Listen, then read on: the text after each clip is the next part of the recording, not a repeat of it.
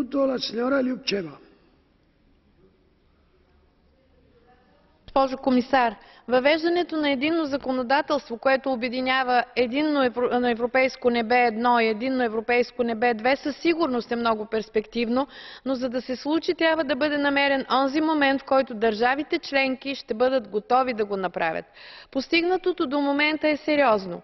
Либерализирането и отделянето на управлението на въздушното движение във вида, в който е направено предложението от комисията, ще доведе до концентриране на тази дейност в ръцете на по-големи компании и това ще промени работещите до момента национални механизми. Затова страните трябва да положат повече усилия за колабориране. Не трябва да ги обвиняваме за това, че още не са готови да приемат тази прогресивна технология.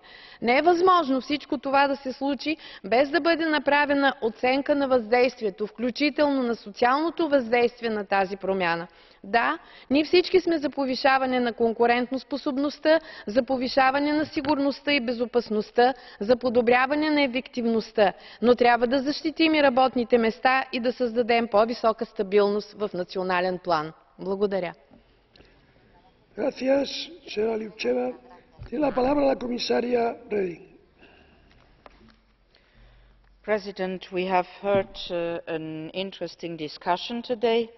The Commission understands that some parts of its proposal may be difficult for individual stakeholders, but we need to keep focus on the good of the overall system.